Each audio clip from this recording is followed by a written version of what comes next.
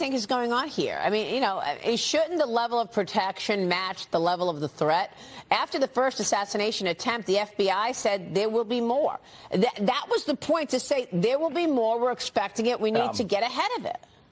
Yeah, without question, with 2 assassination attempts within about a 2-month period, he needs more protection. Something bad is going to happen. But what we also have to have is a discussion in our country where networks like CNN and MSNBC are daily saying that he is a danger to democracy and someone has to do something about it. These left-wing networks aren't saying he has bad policy. Hillary Clinton wasn't saying he had bad policy. She's saying he's a danger. The implication is we won't be able to stop him through the election. We must stop him otherwise. And they are inciting every crazy or angry person in our country. And frankly, CNN and MSNBC need to tone down their rhetoric because they are part of the incitement to violence. I'm at the point where I just think the media is not going to back down until they actually suffer a consequence for this rhetoric that you're trying to spew out. So breaking at the time of me recording this video, this happened 33 minutes of me recording this video at 11:21 a.m. September 18th. Cops found explosives in a car near Trump rally on Long Island after second assassination attempt. If you're attending these rallies, be aware of your surroundings. Keep an eye out for any signs of anything that looks off. Speak up. Stay vigilant. Crazy liberal Democrats are on the loose. They hate America. They hate Trump, and they hate MAGA. Right? This is I don't know who broke the story. I believe this is the Daily Mail.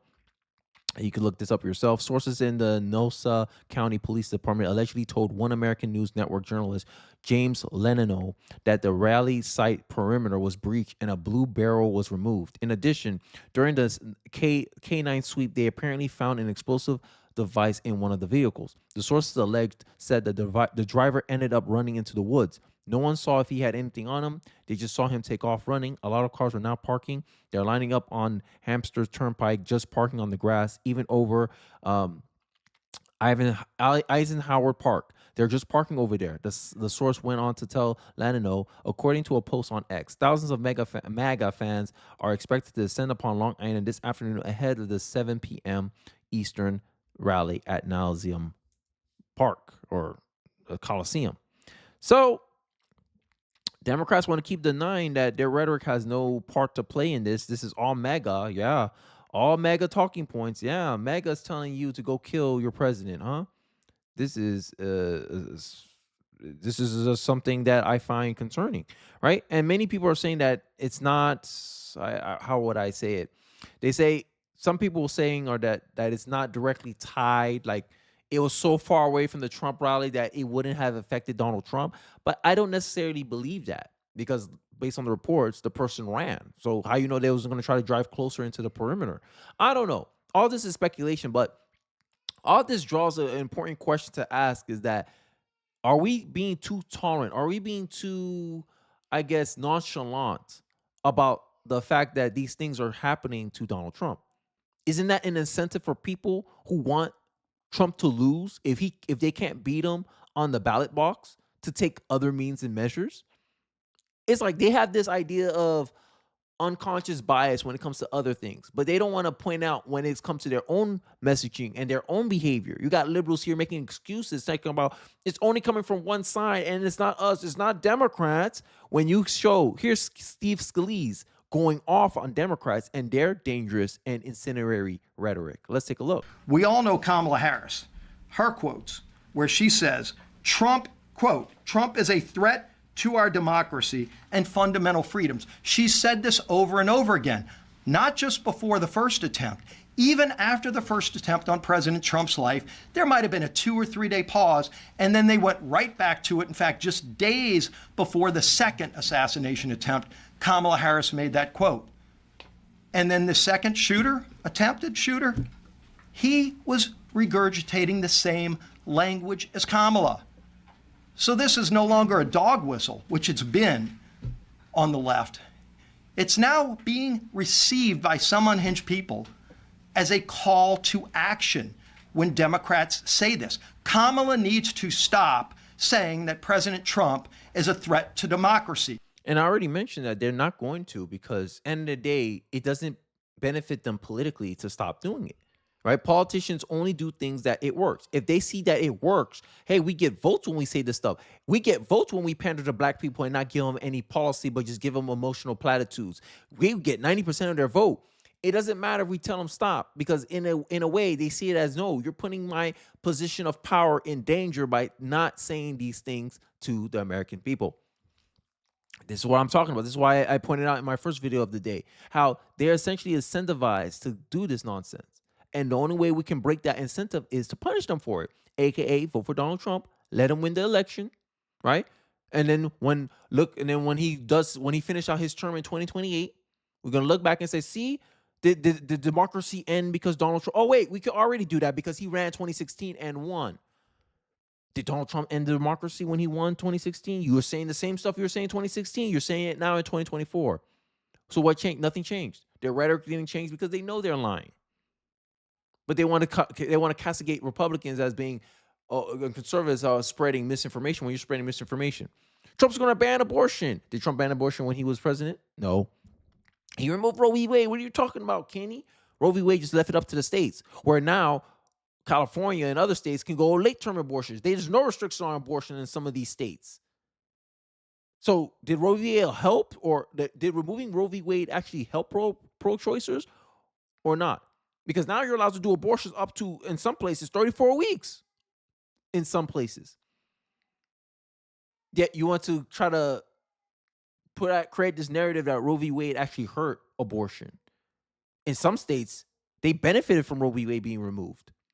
Just like in some states, pro-lifers benefited from Roe v. Wade being moved. Like, I don't understand. If you're a practical person, a down the middle person, you can see, both sides are getting what they want. Right? You got to have late-term abortions in this state. This state doesn't want this state ban abortion to up to 6 weeks. Done. Right? That sounds fair, right? You live here, you live there, we all good. You live the way you want in your house, you live the way you want in your house. Good. But the messaging from the Democrats is, Trump is trying to ban abortion. Another lie, another misinformation. Democrats, it seems like all you guys got is propaganda.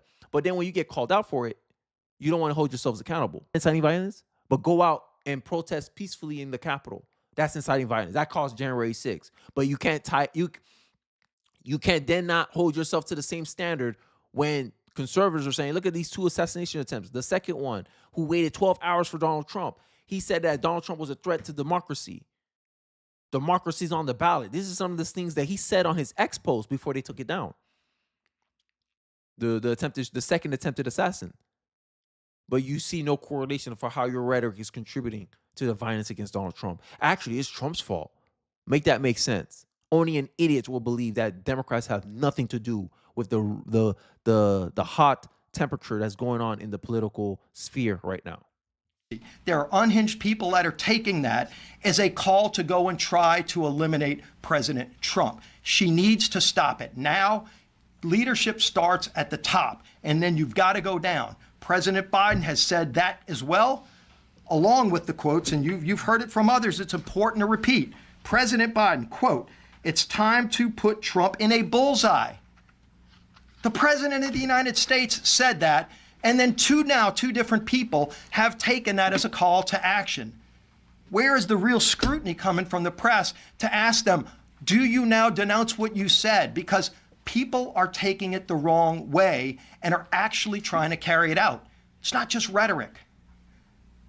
We almost lost President Donald Trump. And it shouldn't happen on either side. But you're seeing this language from the other side get higher and higher. Got to say it again. Congressman Goldman, quote, "It is destructive to our democracy, and he, President Trump, has to be eliminated." So there you go. He helped clarify and actually accentuate my point when I mentioned that, hey, based on the top of my head, I'm watching this blind. Off the top of my head, I remembered that quote from him. No one can take that and infer violence based on what that was said. But Trump saying, go out onto the Capitol and protest peacefully. Oh, no, it doesn't matter. Trump called them to protest and they rioted in the Capitol. But you can't, it's a leap of logic. It's a leap to say that, hey, maybe the stuff that Democrats are spewing on their political platforms on MSNBC, as you saw Rand Paul call out, maybe these things are radicalizing people. Oh, no way. There's no way our Democrat politicians are radicalizing people. That's something only Republicans do. You see the tribalism here? MSNBC is not real news. Okay? And a lot of these media these media outlets like CNN, when they get pushed back on their rhetoric about bloodbath and all this stuff misrepresenting what Trump said, Dana Bash out here trying to say that Trump's rhetoric caused the Springfield, Ohio threats, which later was exposed as being a hoax from overseas. No accountability. But you expect us to let you off the hook? No, I'm not letting you off the hook. No way. And I'm glad the Republicans are going off on them. But I think what matters most is what the American people think about this. And that's why I did these videos. This is why I'm taking it from this angle. Because I'm unsparing with my criticism with the Democrats. Now you can say, well, Republicans do it too. And I'm asking for specifics. Same way I'm giving specifics here, the same way Donald Trump gave specifics for rhetoric he believed contributed to his second attempt at his life, I need the same call to action. I need the same thing. I need equal and opposite from the liberal Democrat side. It's not enough to say both sides are doing it. It's not about say, oh, look at the political, look at the violent rhetoric of Trump spews. I need specifics. Because to me, it just looked like you're dodging accountability, Democrat. But I digress. Does anybody need an interpretation of that? One unhinged person hearing that, and what does that mean to them? That they're going to carry out as a call to action what they're being called to do. Cannot happen. It cannot happen. Congresswoman Plaskett, quote, Trump needs to be shot. Has she been scrutinized on that quote? Nope. Are other Democrats being asked to call her out and stop doing that kind of thing that is being taken the wrong way? I've seen it personally. When people are called to action, one person is all it takes to take it the wrong way and then look at what could be.